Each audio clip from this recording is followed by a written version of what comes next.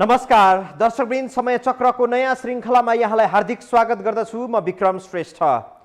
केपी शर्मा ओलीले दुई पटक संसद विघटन गरेर पनि प्रचण्ड र माधव नेपालको हातमा सत्ता सुम्पिन अटेर गरिरहँदा प्रचण्ड छिमेकी मुलुक भारतसँग सार्वजनिक रूपमै रोइ कराई गरिरहेका थिए।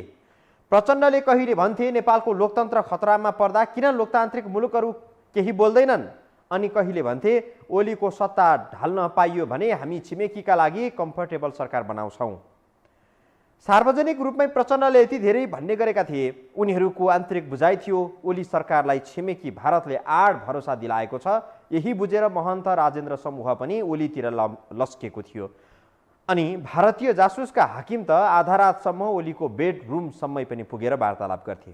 ओली भारतलाई त्यति आड भरोसा दिलाएर भारतले त्यो बेला नेपालबाट के लिएर गयो भन्ने कसैले थाहा पाएन। अहिले यो खुलासा हुँदैछ। भारतले सुटुक्क 900 मेगावाटको तल्लो अरुण हत्याइसकेछ। नेपाली नेताहरू आपसी कलह शान्त हुँदा मात्रै थाहा भयो कि देशको नदीनाला फेरि विदेशीको पोल्टामा पुगिसकेछ। केपी ओलीलाई कुनै हालतमा पनि सत्ता नछाड्नु हामी छौँ भनिदिने प्रचण्ड माधवलाई ओली ढाल्ने बेला यही हो भन्दै उक्साउने अनि राजनीतिक डामाडोल बनाउने। आन्तरिक राजनीति धमिलो भएको बेला सुटुक्क बसेर राम्रो राम्रो सामान आफ्नो हातमा लिने र दिने खेल भइसकेछ। देशको राजनीति तरल भएको मौका पारेर केपी शर्मा ओली नेतृत्वको सरकारले भारतलाई 900 मेगावाटको तल्लो अरुण जिम्मा लगाएको छ। भारतले अति सस्तो लागतमा 900 मेगावाटको अरुण तेस्रो निर्माण सम्पन्न गर्दै लागेको छ। त्यही नदीको तल्लो क्षेत्रमा निर्माण गर्न सकिने सस्तो आयोजना पनि सरकारले भारतलाई बुझाएको खुलेको छ। यो समेत भारतले अब नेपालबाट 1800 मेगावाट विद्युत आफ्नो देशमा लैजानेछ। नेपाल विद्युत प्राधिकरणका अधिकारीहरू चाहिँ स्वदेशमा बढी भएको 3400 मेगावाट विद्युत भारतमा बेच्न हस्याङ फस्याङ गरिरहेका छन्। तर भारतले सन् 2016 र सन् 2018 मा बनाएको गाइडलाइनले नेपाली बिजुली भारतीय बजारमा बेच्न फलामको चिउरा बराबर गाह्रो बनाइसकेको छ। देखाउनलाई गाइडलाइन छ, हामी व्यापार गर्छौँ भनेको छ। तर तपाईँले पढ्नुभयो, अन्तर पस्नुभयो भने त्यो भारत सरकारको अनुमति नलिकन र भारत सरकारको स्वीकृति नभइकन केही पनि हुनेवाला छैन। त्यो स्थितिमा भारत सरकारले नेपालबाट विद्युत किन्न भयो रे। किन्ने भएपछि उसले यसो हेर्ने भयो त्यसमा लगानी कसको छ। अब तपाईँले यो 16 को भन्नुहोस् कि 18 को भन्नुहोस् कि खुला गरिदियो भन्नुहोस् कि भोलि त यहाँबाट निकासी गराउनु पर्यो, बङ्गलादेशमा लानु पर्यो, भारतीय बाटो त लानु पर्यो। भारतीय बाटो लानलाई त अनुमति त भारत सरकारको नभइकन भएन। भारत सरकारले आफ्नो लगानी भएको त्यसलाई अरूलाई किनिदिने। नेपालले बङ्गलादेशलाई बिजुली बेच्न भारतको बाटो मागेको छ अनि भारतमा पनि प्रतिस्पर्धी दरमा बिजुली बेच्ने अनुमति खोजिरहेको छ। यस्तो अनुमति खोजेको धेरै भइसक्यो, तर भारतले आनाकानी गरिरहेको छ। भारतले खोजेको कुरा नेपाली नेताहरूले देशको राजनीति भद्रगोल भएको मौका छोपेर सुटुक्क भारतलाई बुझाएका छन्। केपी शर्मा ओली प्रधानमन्त्री हुँदा अर्थात् गएको असार 8 गते उनकै अध्यक्षतामा आकस्मिक रूपमा लगानी बोर्डको बैठक पनि राखियो। 900 मेगावाटको तल्लो अरुण भारतको सतलज विद्युत निगमलाई दिने निर्णय गरियो अनि हतार असार 27 मा त समझदारी पत्रमा हस्ताक्षर नै गराइयो। त्यही देखियो दुर्भाग्यपूर्ण शैली नै त्यही विकास गरे। अब योलाई हामी लम्पसार बाधै भन्न सक्छौँ। यो अब यसरी एउटा अब कोसेली दियो अनि आफू शक्तिमा अड्यो। अब अर्को सरकार उसले अर्को कोसेली दिन्छ अनि आफू सरकारमा अड्छ। लगानी बोर्डमा विवादास्पद छविका नेपालको विद्युत विकासका मुख्य अवरोधक मानिएका र विभिन्न आयोजना अलपत्र पार्ने सुशील भट्टलाई ओलीले बोर्डमा ल्याउँदैको बखत धेरैले यी भट्टलाई कुनै न कुनै गलत क्रियाकलाप हुने आशंका गरेका थिए। नभन्दै त्यो शङ्का यथार्थमा पनि परिणत भयो। भारतले 73 सालदेखि तल्लो अरुणमा आँखा लगाएर बसेको थियो। नेपालका ऊर्जा क्षेत्रका विज्ञहरूले भारतले नेपालको बिजुली किन्ने, बङ्गलादेशलाई विद्युत बेच्न बाटो दिने आदि कुरामा सहमत गराएर मात्रै तल्लो अरुण दिनुपर्छ भन्ने सुझाव दिँदै आएका थिए। तर नेपालले भारतबाट पाउनै पर्ने केही पनि पाएको छैन। भारतले तल्लो अरुण ओली सरकारले यति फटाफट दिलाइदियो कि यति सरल तरिकाले त नेपाली लगानीकर्ताले समेत नेपालका नदी नालामा विद्युत उत्पादन गर्ने अनुमति पाउँदैनन्। यो अरुण 3 पनि उनीहरूले अब त्यसलाई क्षमता बढाए होइन, पहिले दिएको भन्दा अब क्षमता बढाएर बनाउँदैछन्। त्यो बिजुली पनि भारतमै लैजाने भनेर हो भने अब अहिले उनीहरूले त्योभन्दा मुनि पनि यो उनीहरूले जसरी पनि हातमा पार्नु थियो। अनि ओली सरकारलाई के भयो भने अब भारतलाई रिझाइराखेको खण्डमा हाम्रो पनि निश्चय हामी पनि सत्तामा बसिरहनलाई आशीर्वाद पाइन्छ भन्ने दृष्टिकोणले सोच्यो होला, त्यस कारणले उसले सुटुक्क दियो। ओलीले यो काम त्यो बेला गरेका थिए जुन बेला देशमा संसद आफैले भङ्ग गरेका थिए, आफ्नो अवैध र अनैतिक सरकार सञ्चालन गरिरहेका थिए। धेरै मानिसहरूको ध्यान राजनीतिमा रुमलिएको बेला अथवा भनौँ ओलीले नेपालको पानी धमिलो बनाउने सम्पूर्ण आधार बनाएका थिए, त्यही बेला भारतले बल्छी थाप्यो अनि ओलीले चारो हालिदिए। तल्लो अरुण बल्छीमा पर्यो। अहिले भनिँदैछ ओली सरकारलाई दिएको आठ भरोसाको ज्याला भारतले तल्लो अरुणबाट लिएको हो। ओली राजलाई आठ भरोसा दिलाए बापत भारतले अरुण तेस्रो उपहारमा पाएछ। त्यस बदलामा नेपालीले के पाए? जवाफ हो राजनैतिक अस्थिरता, कुशासन, भ्रष्टाचार, मनोमानी, अस्तव्यस्त, यस्तै यस्तै। नेपालीहरू संसद विघटन भन्दै उफ्रिए अनि एमसीसी भन्दै पनि कराए। त्यो बेलासम्म खै केले कुखुरा लगिसकेको थियो कसैले पत्तो पाएन। थप प्रसङ्ग हामी जोड्छौँ ब्रेकपछि।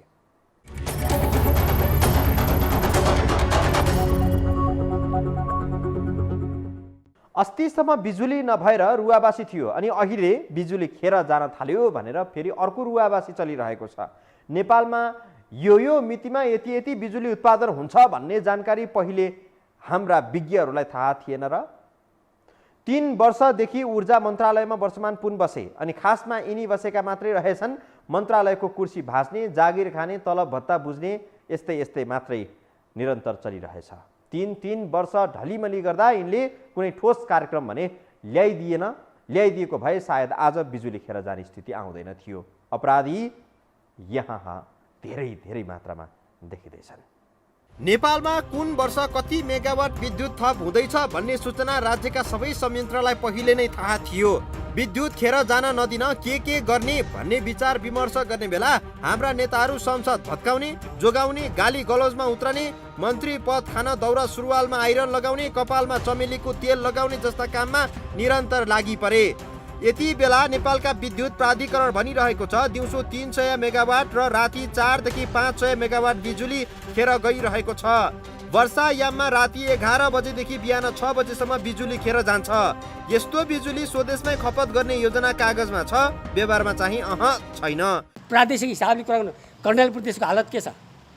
त्यहाँ बिजुली पुगेको छ? त्यहाँ कर्णाली प्रदेशका मान्छे सुदूरपश्चिममा गएको मान्छे गएर सोध्नु न। खेरको भयो भन्ने तपाईँको शब्दको चयनै गलत छ। खेर गएको होइन, त्यो कसैलाई भोकै राखेर अनि खेर फालेको कुरा हो। त्यो नै गलत भयो। पहिला सबैलाई पेट भरि खुवाउँ न। तपाईँको 3 करोड जनतालाई पेटभरि खुवाउँ, कृषिमा प्रयोग गरौँ, उद्योगमा प्रयोग गरौँ, यातायातमा प्रयोग गरौँ, पर्यटनमा प्रयोग गरौँ। त्यो सबै गरिसकेपछि पनि बढी भयो भने खेर गयो भन्ने मानौँला। म मान्न तयार छैन। अहिले पनि अधिकांश नेपालीको खाना पकाउने इन्धन भनेको खाडीको लिक्विड पेट्रोलियम ग्यास नै हो। समय छँदै योजना नबनाउँदा अहिले बिजुली खेर जान थालेको छ। उता प्राधिकरणका अधिकारीहरू भारतले बिजुली किनिदेला कि भनेर जुत्ता खियाइरहेका छन्।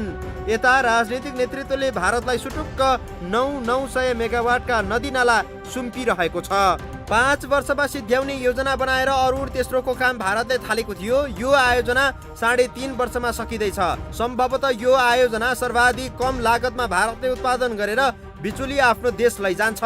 यता प्राधिकरणका अधिकारीहरू हाम्रो देशको 400 मेगावाट बिजुली किनिदिनु पर्यो भन्दै बिन्ती गरिरहेका छन्। राजनीतिक नेतृत्वले भारतलाई अरुण तेस्रो र तल्लो अरुण गरेर 1800 मेगावाट बिजुली उत्पादन हुने नदीनाला सुम्पिसकेको छ। तर भारत नेपालको बिजुली किन्ने वा बङ्गलादेशसम्म पुग्ने बाटो दिन मन्जुर भइसकेको छैन।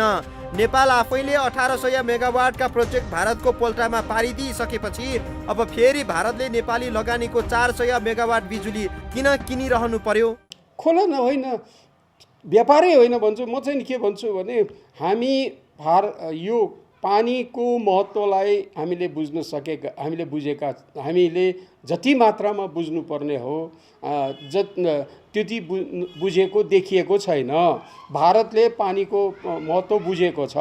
भारतलाई भारत नेपालको बिजुली पाइन्छ भनेर निर्भर भएर बस्ने देश होइन। उसलाई चाहिएको पानी हो। त्यसकारणले उसले के हेरिरहेको हुन्छ भने जहिले पनि नेपालसँग यो कुरा गर्दाखेरि बिजुलीको नाममा उसले पानीमाथिको उसको आँखा हो। तत्कालीन प्रधानमन्त्री केपी शर्मा ओलीले संसद विघटनको धुमिल वातावरणको मौका उठाएर भारतीय कम्पनी सतलज विद्युत निगमलाई 1,53 अर्ब लगानीको योजना सुम्पिदिए। ओलीको यो कदम देखेर नेपालका ऊर्जा क्षेत्रका विज्ञहरू तीन छक परेका छन्। भारतलाई अहिले पनि धेरै बिजुली आवश्यक छ। नेपालले विद्युत बिक्रीको प्रस्ताव पठाएको पनि धेरै भयो। यस्तो बेला नेपालको बिजुली किन्न चाहिँ यो वा त्यो शर्त राख्ने अनि नेपालका नदी नाला चाहिँ भगवानको भक्ति गरे झैँ थपक्क किन बुझाउनु परेको होला? यो प्रश्न अहिले धेरैको मनमा खड्केको छ। नेपाली नीति निर्धारकहरूले सुटुक्क दिने हो कि त्यो विषयमा व्यापक छलफल चलाउने हो अथवा योभन्दा अगाडि सार्वजनिक रूपमा जानकारी गराएर त्यो कति त्यसको मूल्याङ्कन कति सही भयो भएन त्यो छोडिदिनुहोस्, तर कमसेकम सार्वजनिक जानकारी गराएर त दिएको थियो भने अहिले सुटुक्क दिने अधिकार सरकारले गर्ला, तर अरूले उठाउनु पर्दैन यो विषय। धेरै वर्ष अघि अरुण तेस्रो बनाउन नदिनका लागि नेकपा एमाले नै विश्व बैंकलाई पत्र लेखेर भाँडेको थियो। अहिले यही योजना भारतले 3.5 वर्षमा सक्दैछ। सम्भवतः नेपालमा बनेको सबैभन्दा कम लागतको योजना यही हुनेछ। अरुण तेस्रोको सवालमा राष्ट्रिय हंगामा गर्ने एमालेको सरकारले अरुण तेस्रो सरहको तल्लो अरुण दिने बेला न कतै छलफल गर्यो न कतै कुनै चर्चा पनि भयो। खुसुक्क भारतलाई नदीनाला सुम्पिएर केपी शर्मा ओलीले अनौठो देशभक्ति देखाएकै हुन्। माओवादी केन्द्रका वर्षमान पुनको कार्यकाल राम्रो भइदिएको भए अहिले बिजुली कहाँ उपयोग गर्ने भन्ने चिन्ता सायद हुँदैन थियो। ती वर्षमानको मात्रै होइन, अहिले सङ्कट आइ नै सक्दा पनि पम्फा भुषालको कुनै एक्सन देख्न पाइएको छैन अनि माओवादीहरू विध्वंस अनि हिंसाका पर्याय मानिएका छन्। विकास र शान्तिका लागि वाहक हुन् भन्ने सन्देश अब कसले दिने? कुर्सीमा बसेकाहरूले नदिने अनि बाँकीले गर्ने के? विषय प्रसङ्ग जोड्छौँ ब्रेकपछि।